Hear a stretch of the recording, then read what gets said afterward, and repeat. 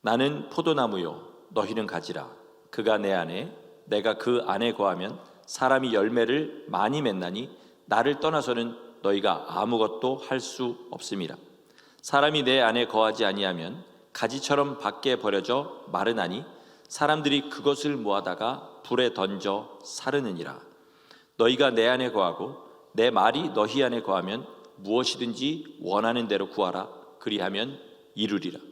너희가 열매를 많이 맺으면 내 아버지께서 영광을 받으실 것이요 너희는 내 제자가 되리라. 아버지께서 나를 사랑하신 것 같이 나도 너희를 사랑하였으니 나의 사랑 안에 거하라. 내가 아버지의 계명을 지켜 그의 사랑 안에 거하는 것 같이 너희도 내 계명을 지키면 내 사랑 안에 거하리라. 내가 이것을 너희에게 이름은 내 기쁨이 너희 안에 있어 너희 기쁨을 충만하게 하려 함이라. 내 계명은 곧 내가 너희를 사랑한 것 같이 너희도 서로 사랑하라 하는 이것이니라. 사람이 친구를 위하여 자기 목숨을 버리면 이보다 더 큰 사랑이 없나니 너희는 내가 명하는 대로 행하면 곧 나의 친구라. 아멘. 어떤 세속적인 렉처를 하시는 분이 이런 얘기를 하더라고요. 행복은 환경과 조건이 아니라 모든 것을 대하는 그 사람의 태도이다, 이렇게 얘기를 해요. 참 맞는 말인 것 같아요. 똑같은 일이 생겨도 그걸 행복하게 감사하게 받아들이는 사람이 있고 그렇지 못한 사람이 있지 않습니까? 은혜도 마찬가지고 예배에서 주시는 그런 예배에서 받는 은혜도 마찬가지인 것 같습니다. 우리가 똑같은 예배인데 어떤 사람은 은혜를 받고 어떤 사람은 은혜를 받지 못하고, 똑같은 찬양인데 어떤 사람은 두 손 들고 감사로 찬양하고 어떤 사람은 아무런 감동도 없이 그저 노래만 부르는 거죠. 그것은 뭐에 달렸냐면 예배에 임하는 하나님을 대하는 그 사람의 태도에 달린 줄 믿습니다. 여러분 오늘 말씀 들으실 때 이 말씀이 내 삶의 빛이 되고 길이 되게 하여 주시옵소서. 우리 그 마음 가지고 말씀 들으셔서 우리 한 가지라도 순종해 삶이 변하시기를 예수님의 이름으로 축원합니다. 아멘. 우리 건물주 교회가 연합감리교회입니다. UMC, United Methodist Church라고 하죠. 근데 지금 그 연합감리교회는 큰 소용돌이를 지나고 있어요. 그것은 동성애를 교리적으로 인정하는 것과 그걸 인정하면 당연히 따라오게 될 동성애자 목회자의 안수 문제, 그것이 그 이유입니다. 이것 때문에 이제 연합감리교회가 그동안 계속 이게 통과되기만을 기다리다가 이제 도저히 안 되겠다 싶었는지 올해 UMC 그다음에 GMC 글로벌 메토디스트 처치 이렇게 두 개로 갈라지게 되었습니다. 근데 그 절차를 논의하려고 모인 자리에서 당연히 이제 거기에 대한 논쟁이 있을 거 아닙니까? 보수주의자들과 진보주의자들의 논쟁이 있는데, 동성애를 지지하는 매사추세츠 그 감리사가 이런 말을 했다고 해요. 만약에 필요하다면 성경을 바꾸겠다, 이런 말을 했다고 합니다. 여러분 이 말을 들으면서 어떻게 생각하십니까? 말도 안 된다고 생각하시죠? 우리의 모든 믿음의 근간이 성경에 있는데 성경을 바꾸겠다는 게 말이 되겠습니까? 그러나 우리 안에 감히 이런 생각을 하는 사람은 없어도요, 이 유나이티드 메토디스트 처치가 여기까지 가게 만든 그 마음의 근본적인 문제는 가지고 있는 사람이 참 많이 있습니다. 그게 뭐냐면 말씀에 대한 부담입니다. 읽고 나면 부담스럽죠. 설교를 있는 그대로 전하면 마음의 은혜가 되기보다는 한숨 쉬는 부담이 생깁니다. 그렇지 않습니까? 그래서 이 말씀만은 사실이 아니었으면 좋겠다. 예를 들어서 환난의 때가 다가오는데 그때 환난을 이기지 못하고 주님을 배반하게 되면 영원히 멸망한다. 이런 요한계시록의 말씀 같은 건 사실이 아니었으면 좋겠죠. 왜요? 내가 그 환난을 견뎌낼 능력이 없는 것 같으니까. 그러나 그렇다고 해서 말씀이 바뀔 수는 없는 것입니다. 그러니까 그런 마음이 있을 때, 성경을 읽고 부담이 된다거나 말씀을 듣고 내 마음이 답답해진다거나 그럴 때 우리는 생각해 봐야 됩니다. 하나님의 말씀이 문제인지 아니면 내 마음이 문제인지. 그렇지 않습니까? 하나님은 완전하십니다. 하나님의 말씀도 완전합니다. 그러므로 하나님이 문제일 리도 없고 하나님의 말씀이 문제일 리도 없고 내가 문제라는 사실을 알고 나갈 때 그때 주님 앞에 간절한 기도가 이루어지는 거예요.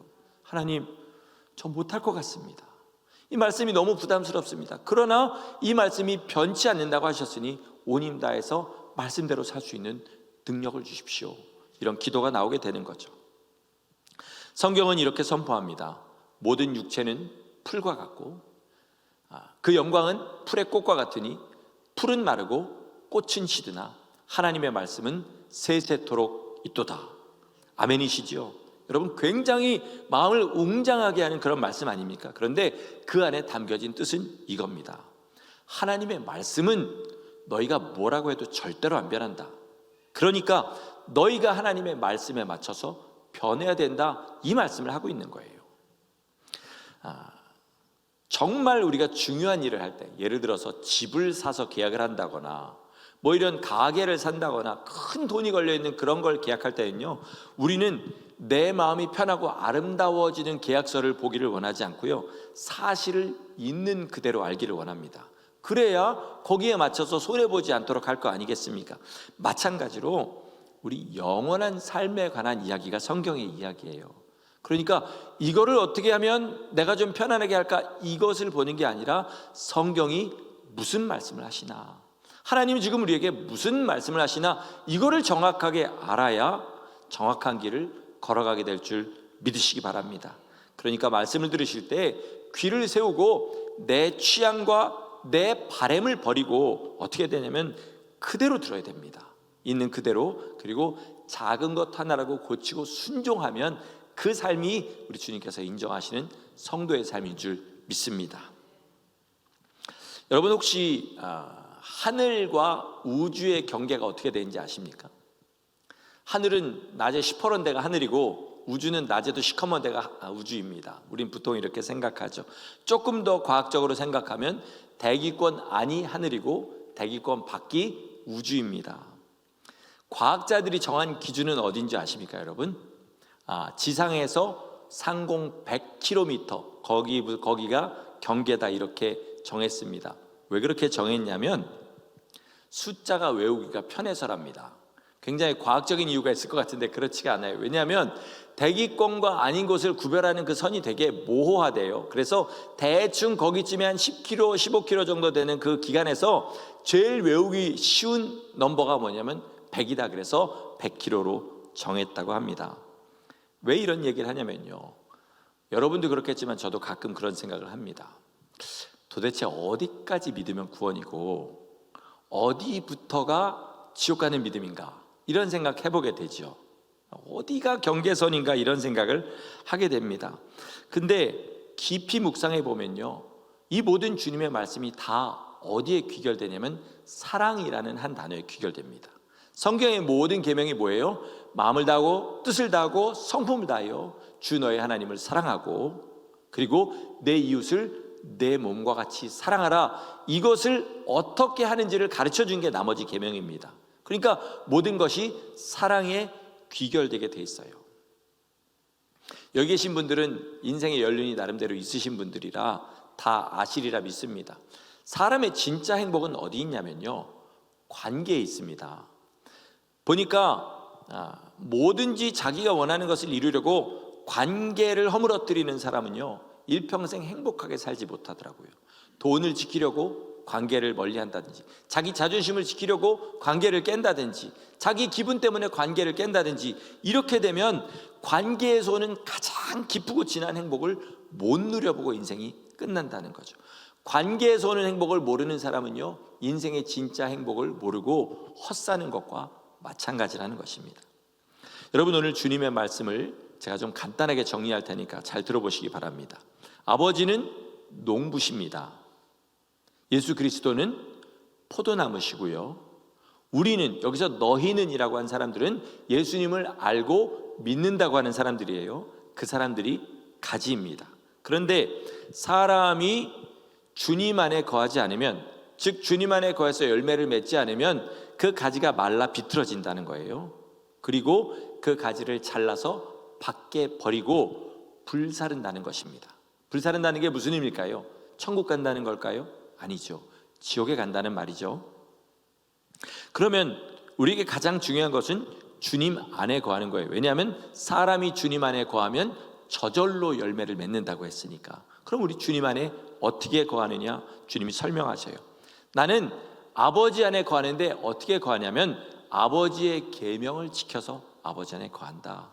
너희도 내 안에 거하고 싶으면 어떻게 하면 되냐면 내 계명을 지키면 된다. 그런데 내 계명이 뭐냐?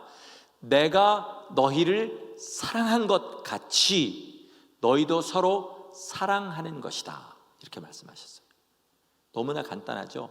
우리가 주님 안에 거하는 것은요, 서로 사랑하는 것입니다. 근데 서로 사랑을 내 방식대로 사랑하는 것이 아니라 주님께서 우리를 사랑하신 것처럼 사랑할 때 우리는 주님 안에 거하게 된다는 말씀입니다. 그러니까 우리가 진짜 주님을 믿는다면 여기 있는 모든 사람들이 서로 사랑하고 있어야 됩니다. 그렇죠? 그런데 지금 이 세상은 고사하고 교회도 서로 사랑하지 못하는 일이 너무나 많습니다. 이게 왜 이렇게 됐을까요? 제가 한국에 갔을 때 이제 자동차 이틀 있는데 렌트하기도 그렇고 저희 동생 있는 데까지 가서 차를 빌리기도 그렇고 그래서 택시를 이용할 수밖에 없게 됐어요. 버스 노선은 도저히 모르겠더라고요. 그래서 택시를 탈 때마다 뭐합니까? 앞자리에 앉아서 옆에 있는 기사님에게 전도하게 될 거 아니겠습니까? 전도하게 되면 처음에 이렇게 물어봅니다. 기사님 혹시 교회 다니십니까? 그럼 안 다닌다 그래요. 혹시 하나님 살아계신 거 믿으십니까? 그러면 참 기사님들도 많이 노련해지셨더라고요. 참 미끈덩미끈하게 잘 빠져나가시는 분이 있는가 하면 어떤 분은 직선적으로 얘기하셔요. 나는 안 믿습니다. 이런 분이 있었어요. 그래서 왜 그렇게 생각하세요? 그랬더니 서민의 삶이 이렇게 팍팍한데 하나님이 있다면 이렇게 삶을 어렵게 만들어 놓지 않았을 거다, 이렇게 얘기를 하세요. 그래서 제가 뭐라고 했냐면 기사님 연세가 어떻게 되세요? 그랬더니 한 60대 초반이시래요. 기사님이 10대였던 50년 전으로 돌아가서 지금 기사님이 드시는 거 날마다 드시고 기사님이 입고 계시는 옷 날마다 입고 다니고 택시지만 이 차를 몰고 다니고 기사님이 사는 집에서 기사님이 가지고 있는 가전제품들 가지고 그렇게 살면요, 그 동네에서 갑부 아니겠습니까? 그렇게 물어봤더니 그렇대요. 그러면 문제는 삶이 팍팍한 게 문제가 아니라 다른 사람이 나보다 잘 사는 게 문제인 거예요. 그렇지 않습니까? 이미 50년 전 같으면 더 이상 바랄 수 없을 만큼 잘 사는데 문제는 뭐냐? 지금 나보다 더 잘 사는 사람이 많은 거죠. 여러분, 많은 분들이 나는 가난하다 이렇게 생각하지만 가난한 게 아니고요, 나보다 돈 많은 사람이 많은 겁니다. 내가 가난한 게 아니에요. 불행하다 생각하지만 내가 불행한 게 아니라 내가 당한 불행을 안 당한 사람이 많은 것뿐이에요. 비교하는 거죠. 제 키가 한국 남성 중에는 조금 작은 편입니다. 그런데 제가 작은 게 아니라 저보다 큰 사람이 많은 거예요. 저 지금 여기 히스패닉 노동자들 보면은 굉장히 키들이 작습니다. 150대, 160대 초반 이거밖에 안 되는 것 같아요. 저 과테말라 가면 장신입니다. 여기 사니까 단신이지요. 과테말라 가면 장신. 왜 웃으세요?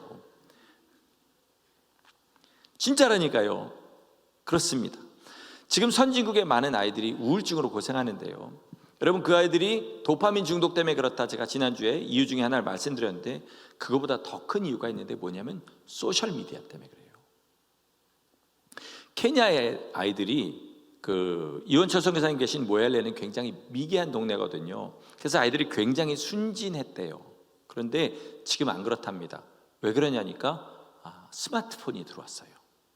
이 아이들도 그런 악한 것들에 중독이 되고 그리고 우울증이 생기기 시작했대요. 그게 왜 그러냐? 아이들이 하고 있는 그 소셜 미디어, 이걸 보면요, 대표적인 게 아이들이 다 하는 게 인스타그램이라는 건데 저는 어떻게 하는 건지 안 해서 모르겠지만 저희 아이들 하는 거 보니까 뭐 별거 없어요. 맛있는 거 먹으면 사진 찍습니다. 그리고 올려요. 새 옷 사면 사진 찍어요. 그리고 올립니다. 어디 여행 가면 풍경 찍고 뭐 사람들하고 웃으면서 찍고 그거 올려요. 그러면 아이들이 거기다 대고 좋아요 뭐 이런 거 막 누르는 그런 거더라고요. 근데 이게 문제가 뭐냐? 인생의 즐거운 순간만 올리는데요, 사실 인생은 즐거운 순간보다는 힘들고 어려운 순간이 더 많아요. 그럴 때 힘들고 어려울 때 남들이 자기 인생의 가장 즐거운 순간만 올린 걸 보면요, 남들은 다 기쁜 것 같습니다. 나만 불행한 것 같아요. 근데 여기에 아이러니가 있습니다. 뭔지 아세요? 내가 부러워하는 그 사람도 내가 올린 사진 보고 부러워한다는 거예요. 그러니까 다 뭐냐? 서로 자랑하다 보니까 어떻게 되냐면 서로 불행하게 만드는 거예요. 그러니까 아이들이 다 나는 불행하다고 생각합니다. 결국 인생의 모든 문제는요, 진짜 문제도 있지만요, 어디서 오냐면 경쟁과 비교에서 오는 거예요. 이게 문제라는 거죠. 이게 어디서 왔냐면 마귀에게서 온 겁니다. 이사야 14장 12절에서 14절 말씀 제가 읽을 텐데 한번 잘 들어보십시오. 너 아침의 아들 계명성이여, 어찌 그리 하늘에서 떨어졌으며 너 열국을 엎은 자여, 어찌 그리 땅에 찍혔는고. 내가 내 마음에 이르기를 내가 하늘에 올라 하나님의 뭇별 위에 내 자리를 높이리라. 내가 북극 지폐의 산 위에 앉으리라. 가장 높은 구름에 올라가 지극히 높은 이와 같아지리라 하는도다. 이렇게 얘기합니다. 마귀는 성경에서 최초로 경쟁심이라는 것을 가진 그런 존재입니다. 마귀는 자기 위에 하나님이 있다는 걸 싫어했어요. 그리고 내 위에 누군가가 나를 다스린다는 그 사실을 불행이라고 느꼈고 불만을 가졌습니다. 그러니까 경쟁심을 가지기 시작한 거예요. 이게 죄의 시작입니다. 여러분, 우리의 모든 죄가 대부분 어디서 오냐? 남과 나를 비교하는 데서 옵니다. 더 가지려고 하는 거, 왜 가지려고 해요? 나보다 더 가진 사람이 있으니까. 왜 더 행복하려고 합니까? 왜 세상에서 더 즐기려고 해요? 남들 보니까 하하호 즐거운 것 같으니까. 그렇게 되는 거죠. 자, 그러려면 우리는 하나님 주신 행복을 누리려면 낮은 곳을 택해야 돼요. 높은 곳은 누구나 원하는 곳이기 때문에 경쟁이 있습니다. 낮은 곳은 경쟁이 없어요. 구재영 목사님이 있는 서울역 노숙자 섬기는 그 쪽방은요, 경쟁이 없습니다. 거기 들어가서 노숙자 섬기려고 사람들이 경쟁하지 않아요. 그래서 구재영 목사님은 얘기를 들어보면요, 그 노숙자들이라는 사람들이 물론 우리가 생각할 때 정상적인 사람이 아닐 거다 생각을 하지만요, 실상을 들어보면 우리의 상상을 뛰어넘어요. 말도 안 되게 무례하고요, 말도 안 되게 불합리하고 부조리하고, 그리고 정상적인 사고방식을 가지고 있지 않습니다. 자, 거기에 들어가서 자기가 그 사람보다 더 낮아지고 섬기고 사랑하는 사람은요, 어디에 내놔도 그죠? 사랑하고 섬길 수 있는 사람이 되는 것입니다. 왜 주님께서 높아질 생각하지 말고 낮아지라고 하시는지 깊이 생각해 보시면 절대로 우리를 고생하게 만들려고 하시는 것이 아니라 주님의 사랑이 뭔지 가르쳐 주시고 주님 닮게 하려고 하시는 것인 줄 믿으시기 바랍니다. 가족 중에 나를 힘들게 하는 사람이 있는 분 계시지요. 직장 동료가 나를 너무 힘들게 하는 그런 분들 계시지요. 그 사람들을 주님이 주시는 훈련 교재로 삼으시면요, 내가 이 사람을 섬기고 이 사람보다 낮아져서 이 사람과 웃으며 지낼 수 있으면 세상에 나가서 교회에 가서 어디를 가도 사랑할 수 있는 사람이 되겠다 싶으니까 주님이 나한테 훈련시키시는구나 하고 그 사람들을 사랑하시기 바랍니다. 주님께서 우리를 사랑하시고요, 될성 부른 사람 싶은 나무에게는 뭘 주시냐면 고난을 더 주세요. 왜요? 할만하니까. 그래서 찌를 수 있는 데까지 찌르셔서 자랄 수 있는 데까지 자라게 하시는 것이 주님의 사랑인 줄 믿으시기 바랍니다. 자, 그러면 왜 이렇게 세상이 불공평하냐? 답이 나왔습니다. 사람이 자기밖에 몰라서 그래요. 남보다 높아지려고 그러는데 눈이 뻘개져서 그렇습니다. 이 세상이 나아질 방법이 하나 있는데 그게 누구에게 달렸냐면 우리에게 달렸습니다. 예수님 믿는 사람들에게. 역대하 7장 24절, 우리 지난주 읽는 범위에 들어가 있는 말씀인데요, 제가 읽을 테니까 한번 잘 들어보시기 바랍니다. 내 이름으로 일컫는 내 백성이 그들의 악한 길에서 떠나 스스로 낮추고 기도하여 내 얼굴을 찾으면 내가 하늘에서 듣고 그들의 죄를 사하고 그들의 땅을 고칠지니라. 주님의 말씀입니다. 여러분, 이 땅이 악합니다. 이 땅이 죄악으로 물들었고 하나님을 대적하는 것으로 가직해요. 그러면 어떻게 고칩니까? 누가 고쳐요? 내 이름으로 일컫는 내 백성이 고치면 됩니다. 하나님 앞에 회개하고 나가고 자기를 낮추고 주의 말씀에 순종하고 그리고 아버지 하나님의 얼굴을 구하면 주님께서 우리의 회개와 기도를 들으시고 우리의 죄를 사하실 뿐만 아니라 땅을 고치신다는 것이 복음인 줄 믿습니다. 세상이 악하다고 한탄하지 마시고 누구에게 달렸냐? 우리에게 달렸습니다. 앞에 서 있는 목사에게 달린 것이 아니고 나한테 달렸다는 사실을 아시기 바랍니다. 나 한 사람이 하나님을 간절히 찾고 주님의 뜻대로 살기 시작하면 내 주위부터 변하기 시작해서 하나님 나라가 조금씩 이루어질 줄 믿습니다. 그래서 성경은 여러분 궁금하시지 않습니까? 주님이 나중에 나를 어떻게 심판하실까? 내가 지금 천국을 가고 있는지 지옥을 가고 있는지 알고 싶으시잖아요. 그래서 그걸 알 수 있는 길을 알려주셨는데 그건 뭐냐면 이거예요. 천국으로 가는 길이 좁고 험하다. 멸망으로 가는 길은 길이 넓고 그리고 쉽다. 그래서 천국에 가는 길에는 사람이 많다 적다 별로 없다. 멸망으로 가는 길에는 사람이 바글바글하다. 그렇게 말씀하셨어요. 자, 그러면 지금 내가 가고 있는 길에 사람이 많은지 적은지, 내가 살고 있는 삶이 지금 세상에 예수 믿지 않는 사람들과 얼마나 다른지를 보면 내가 지금 서 있는 길이 어딘지 알지 않겠습니까? 사랑에 대해서 얘기하고 있으니까 우리 사랑에 대해 생각해 보겠습니다. 많은 사람들, 세상의 사람들은 어떻게 하죠? 자기에게 잘하는 사람 사랑합니다. 마음이 가는 사람 사랑하고요, 자기 성격과 자기 취향에 맞는 사람을 사랑해요. 그리고 자기랑 안 맞는 사람, 자기에게 상처 준 사람, 자기에게 손해 준 사람 미워합니다. 이게 많은 사람들이 하는 거예요. 내가 지금 똑같이 하고 있다면 내가 서 있는 곳은 어디예요? 넓은 길입니다. 멸망으로 가고 있는 거예요. 그러나 내가 서 있는 길이 그 반대라면 나는 천국을 가고 있는 거예요. 믿는 사람에게 우리는 서로 인정하지만 세상 사람들은 저거 거짓말이다 하는 큰 거짓말들이 몇 가지 있어요. 하나는 뭐냐면 나의 모든 보배는 저 천국에 쌓였네, 나의 평생 자랑은 주의 십자가로다, 이렇게 찬양하는 사람들이 돈이 걸리면 사람이 바뀌고요, 돈 앞에 치사해지고 잔인해지고 그리고 안면을 몰수하는 그런 상태가 될 때 사람들은 저들의 믿음이 거짓말이라고 손가락질합니다. 그거보다 더 큰 거짓말이 있는데, 하나님께서 그 아들을 보내셔서 십자가에 모진 고난을 당하게 하셔서 내 죄가 용서받았다고 하는 사람들이 남의 작은 잘못 하나 용서해 주지 못하는 겁니다. 더 적나라하게 말하면 교회가 싸우는 거예요. 지금 뉴저지에도 싸우는 교회들이 많이 있습니다. 그것이 세상 사람들의 눈에 어떻게 비춰질지 여러분 생각하시기 바랍니다. 이거는요, 하나님께서 용서하시고 안 하시고의 차원이 아닙니다. 믿음 자체가 거짓말이에요.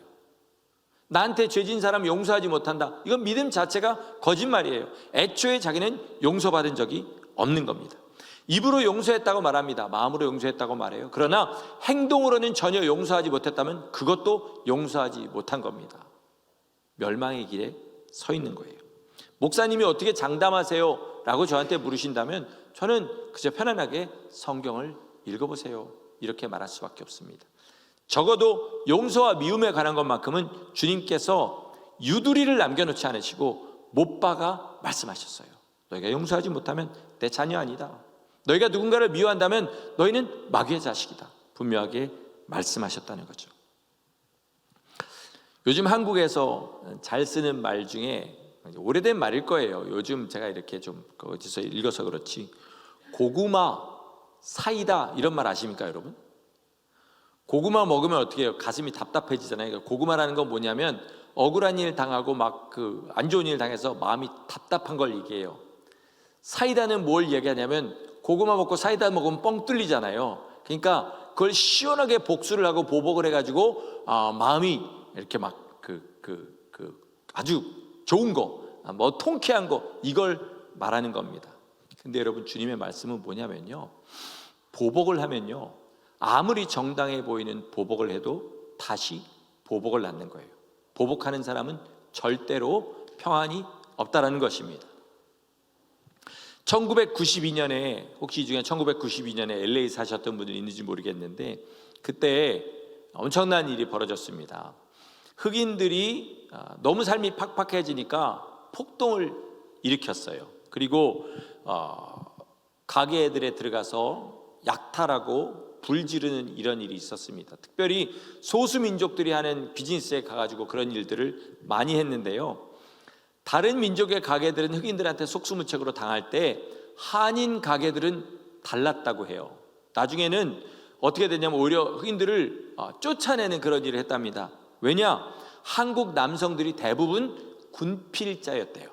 한국에서 군사훈련을 받은 사람들이었던 거예요. 그래서 그 중에 장교 출신들은 딱 일어나가지고 작전을 짜서 명령을 하고, 병 출신들은 그 명령대로 수행하고, 총은 있으니까. 그래서 일단 고지를 점령해라. 그래서 지붕 위로 올라가서 거기서 진지를 쌓고 오는 사람들에게 사격을 가기 시작했는데, 흑인들은 총이 있어도 조준 사격을 못한대. 훈련받은 적이 없으니까. 그런데 한국 사람들은요, M16을 분해하고 조립하고를 아주 그냥 귀신같이 여전히 몸이 기억하니까 그걸 하고 조준 사격을 하는데, 사람을 쏘지 않고요, 딱 그 사람 발 앞에 총알이 팡팡 튀기도록 쐈다는 거예요.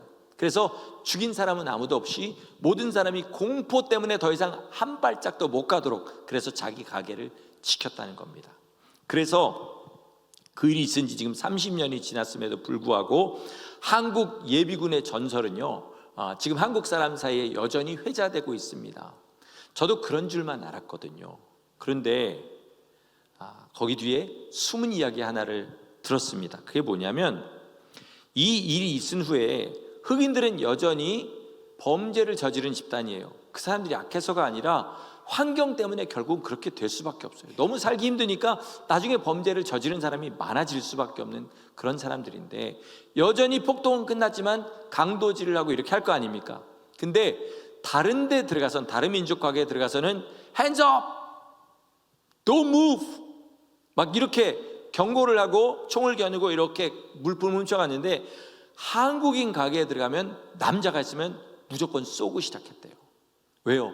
저 사람들은 스나이퍼들이다, 군인들이다, 우리는 상대할 수 없는 사람들이다, 이런 인식이 있어가지고 결국은 그 인식이 바뀌어서 꽤 오랫동안 한인 가게에 강도가 들면 무조건 쏘고 시작했다는 그런 이야기를 듣게 됐습니다. 이게 남이 나를 공격해서 나는 거기에 방어하고 그 다음에 거기다가 총을 쏜 거잖아요. 그런데 그것조차 결국은 이런 결과를 낳는 거예요. 그러니까 보복은 보복을 낳습니다. 하물며 우리가 인간 사회에서 내가 어떤 앙심을 품고 그 사람이 한 거에 대해서 그대로 보복을 한다거나 그렇게 되면 어떻게 되겠습니까? 결국은 인생이 평안해지지 않는 거예요. 그래서 주님은 뭐라고 말씀하시냐면, 남들 다 하는 사랑, 그건 사랑 아니다. 사랑하지 못할 사람을 사랑해라. 그리고 용서가 안 되는 사람을 용서해라. 그렇지 않으면 너희에게 아무런 유익이 없다. 이렇게 말씀하셔요. 자, 근데 오늘 여러분 설교 제목이 뭐냐면요, 사랑은 저절로 되는 것이 아니다라는 거예요. 사람들이 잘못 알고 있는 게 하나 있어요. 뭐냐면 주님을 믿으면 저절로 사랑의 마음이 나와서 그 사람을 사랑하게 된다, 이렇게 생각하거든요. 근데 우리나라 기독교 역사에도 진짜 놀라운 사랑의 본을 보인 그런 목사님들, 그런 성도들이 있는데요, 그분들의 간증을 보면요, 이분들이 진짜 용서하고 사랑하기까지 엄청난 갈등을 겪게 되고, 심지어 용서한 후에도 그 예전에 있었던 일 때문에 막 괴로워하는 그런 모습들을 볼 수가 있어요. 손양원 목사님, 여수 순천 사건 때 두 아들을 죽인 사람을 양자로 삼은, 그래서 사랑의 원자탄이라는 책이 나온 분이잖아요. 근데 이걸 보면요, 이분만 대단한 분이 아니라 그 양자로 삼아서 먹이고 입히고 재워준 그 사모님도 정말 대단한 분이 아니겠습니까? 이 사모님이 되게 믿음이 아주 그냥 충만한 분이었다고 해요. 이전에 무슨 일이 있었냐면, 신사참배 강요가 있어가지고 손양원 목사님이 옥에 가가지고 막 고문을 당하고 어려움을 겪었는데, 옥에서 다른 감옥으로 이전을 하는 일을 알게 되고, 이 사모님이 그 사이에서 남편을 기다렸어요. 남편이 고문으로 처참한 상태가 돼 있을 거 아니에요. 잘 먹지 못하고 피부도 다 상하고 머리도 산발이고 고문 자리 여기저기 막 상처가 있을 때 이 사모님이 가가지고 그 짧은 시간 동안 남편한테 뭐라고 했냐면요, 만약에 당신이 고문 때문에 예수님을 부인하면 당신은 내 남편이 아닙니다. 그 얘기 한마디 해주려고 거기서 기다리고 있었어요. 그리고 남편이 지나간 다음에 통곡을 하고 울었다는 이야기가 있습니다. 자, 그만큼 사모님도 믿음의 용사인 거예요. 자기 아들 둘, 모성애가 세상에서 제일 강한 사랑인데 그 착하고 성실한 아들 둘을 죽인 아들을 사람을 양자로 삼았으니까 얼마나 대단한 믿음입니까? 그런데 딸의 회고를 들어보면요, 그 양자로 삼은 사람을 낮에 이렇게 물끄러미 보다가 깜빡깜빡 기절하는 일이 많았대요. 왜 그런지 여러분 짐작하시죠? 보면 죽은 아들 생각날 거 아닙니까? 그죠? 그리고 저게 양아들로 있는 거예요. 사람의 감정으로는 도저히 어떻게 할 수 없는 감정이 올라오는데 주님의 명령은 뭐예요? 원수를 사랑하라는 거예요. 이게 두 개가 부딪히다 안 되니까 기절을 하시는 거예요. 그런 일이 여러 번 있었다고 하는 거죠. 똑같은 여수순천 사건 때에 부모, 형제, 조카, 그 다음에 형수 이런 사람들을 총 14명을 잃은 목사님이 계셔요. 여수 근처에 있는 섬에 살던 온 가족이었는데 예수님을 잘 믿는 그런 가정이었다고 해요. 근데 이 목사님은 중학생으로 목포에서 유학생활을 하고 있었고 가족들은 그 섬에 살고 있다가 무장공비가 쳐들어와서 죽게 되었는데 어떻게 죽었냐? 이웃의 공산주의 사상에 물든 사람들이 저 집안 예수 믿는 반동분자 집안이라고 신고를 해가지고 무장공비가 거기 들어와서 온 가족을 다 잔인하게 죽인 거예요. 섬에 돌아왔더니 온 가족이 다 죽었지 않습니까? 가족들 장례를 치르면서 무엇 때문에 이런 일이 생겼는지 알게 됐어요. 자, 항상 그런 일이 있으면 나중에 국군이 다시 들어오면 피해 보복이 시작됩니다. 그때 공비편에 섰던 사람들은 즉결 심판하고 바로 처형되는 그런 일이 있었을 때예요. 그때 이 목사님이 신고하고 싶은 마음이 여기까지, 정말 입까지 올라왔지만 주님께서 돌아가신 아버님의 음성으로 말씀하실 거예요. 인재야, 신고하지 말아라. 인재야, 원수를 사랑해라. 그래서 혀를 깨물고 그걸 참아가지고 그 사람들이 나중에 정말 그리스도의 사랑을 알게 되고 그것을 통해서 그 교회의 기둥들이 되었다고 합니다. 여기까지는 굉장히 아름다운 스토리죠. 그런데 이 목사님은, 이인재 목사님은 목사가 된 후에도 가끔씩 가슴을 부여잡고 쓰러지는 일이 있었다고 해요. 그러면 사모님이 그 당시 이제 다림이라는 게 화로에다가 이렇게 지져가지고 그거 갖고 다리미는 거잖아요. 그걸 여하게 뜨뜻하게 다려가지고 그 목사님 가슴에 이렇게 대줬대요. 자녀들이 불안할 거 아니에요. 아버지가 쓰러지니까. 그러면 사모님이 이렇게 얘기했대요. 너희 아버지 가슴에 피가 맺혀 있어서 그런다. 이렇게 말씀을 했대요.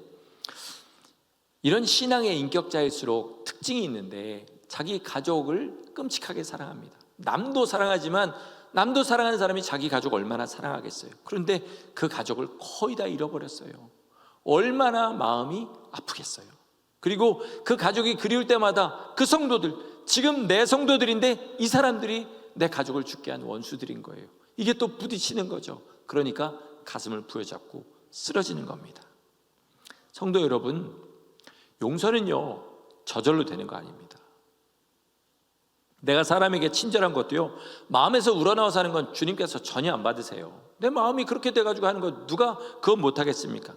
마음에서 우러나오지 않더라도 주님의 명령이기 때문에 용서하고 주님의 명령이기 때문에 사랑하는 거, 이게 주님 앞에 기억되는 줄 믿으시기 바랍니다. 그래서 오늘 본문에 주님께서 말씀하십니다. 친구를 위하여 목숨을 버리는 게 가장 큰 사랑이다. 아무리 사랑하는 친구도요 내 목숨 버리는 건요 내가 억지로 하지 않으면 안 되는 거예요. 그러니까 사랑은 뭐냐? 저절로 되는 것이 아니라 온 힘을 다해서 하려고 해야 되는 줄 믿습니다. 말씀을 마치려고 합니다. 여기 계신 분들이 처음에도 제가 말씀드렸지만 인생의 행복 정말 별거 없다고 저는 생각해요. 자기에게 중요한 사람들과의 관계가 좋으면 인생은 행복합니다. 제가 부모님들 다 소천하시고 가장 그리운 시간이 언제냐고 묻는다면요 대학교 때 그 장면이 이렇게 생각나요. 그냥 저녁 같이 다 먹고 안방에 앉아서 부모님 두 분, 그 다음에 제 동생하고 사과 깎아 먹던 그 시간이 제일 그립습니다. 그때는 제 마음에 빨리 먹고 내 방 가서 놀아야겠다, 내일 또 친구들 만나서 즐거운 시간 보내겠다, 인생이 나중에 이제 결혼하고 더 즐거운 시간이 올 거다, 이렇게 생각했는데 지나고 나니까 참 그때가 행복한 시간이었습니다. 우리 코로나 때 모든 성도들의 바람이 뭐였냐면 교회 나와서 예배 한번 드렸으면 좋겠다, 이거였어요. 이 교회가 예배당을 못 쓰게 했잖아요. 한 두어 달 그렇게 될 때 사람들이 다 교회 나와서 예배 한번 드렸으면 좋겠다, 이게 소원이었어요. 그때 좋은 설교 듣고 싶다, 좋은 찬양하고 싶다, 이런 생각 아무도 없었고요. 그저 성전에 나와서 하나님 아버지 앞에 예배 한번 드렸으면 좋겠다, 이게 소원이었어요. 근데 그게 얼마 안 있다 이루어졌거든요. 소원이 이루어졌는데 금방 잊어버리더라고요. 여러분, 지금 이 시간에 이 자리에 나와서 예배할 수 있는 게 정말 감사한 성도 되시기를 축원합니다. 주일이 되었을 때 내가 나가서 예배 드릴 수 있는 교회가 있다는 거, 내가 같이 사랑할 수 있는 성도가 있다는 거, 여러분 이게 나중에 생각하면 가장 행복한 순간이었던 걸 알게 되실 거예요. 더 좋은 사람들 만나기를 바라고, 더 은혜로운 설교 듣기를 바라고, 더 충만한 찬양하기를 바라면서 나오면요, 여러분 항상 우리 마음엔 불만이 있어요. 그러나 내가 지금 주님 앞에 이렇게 서 있을 수 있다는 이 사실 하나가 감사한 사람은요, 마귀가 절대로 어떻게 할 수 없는 믿음의 사람이 된 줄 믿습니다. 예수 믿는 사람에게 가장 중요한 분 누굽니까? 예수님이세요. 예수님과의 관계만 바로 서 있으면 우리 성도는 행복합니다. 왜 행복한지 아세요? 죄 한번 져보세요. 주님이 싫어하시는 거 우리 마음에 품고 살아보세요. 남 미워해 보세요. 그때부터요, 미워할 때는 막 시원한 마음이 생기는 것 같지만 내 마음은 주님 앞에 설 때마다 지옥이 됩니다. 그렇지 않아요? 주님이 이거 싫어하시는데, 미워하시는데 기도하려고 하면 기도 한마디 안 나오고요, 예배하려고 하면 난 이 자리에 합당하지 않은 사람 같아요. 그러나 세상에서 고난스럽다 할지라도 나 주님 때문에, 주님이 기뻐하시니 하려고 합니다, 주님이 내 삶의 전부입니다, 이렇게 고백하며 나가시면요, 아무리 힘들고 어려운 삶도 예수 믿는 사람은 그때가 가장 평안한 삶인 것입니다. 예수님이 가장 미워하시는 게 뭐라고요? 미움입니다. 난 미워하는 사람 주님이 절대로 용서하지 않으십니다. 용서할 마음조차 없어요. 왜요? 그 사람은 용서해봐야 소용없는 사람이니까 그렇습니다. 우리 성도들이 어디를 가도 사랑하고 용서하는 성도 되기를 예수 이름으로 축원합니다. 그래야 내 주위에 하늘나라가 이루어집니다. 내 주위에 하늘나라가 이루어져야 하늘나라 가서도 하늘나라 시민으로 살 수 있습니다. 오늘 우리 예배가 끝난 친교 시간부터 서먹서먹한 사람이 많다고 해요. 사람은 많지 않은데 우리 교회 이상하게 서먹한 사람이 많다고 합니다. 서로 사랑하면서 서로 주님 은혜 나누면서 우리 그렇게 사랑하다가 주님 앞에 사랑의 사람으로 설 수 있기를 예수님의 이름으로 간절히 축원합니다. 아멘.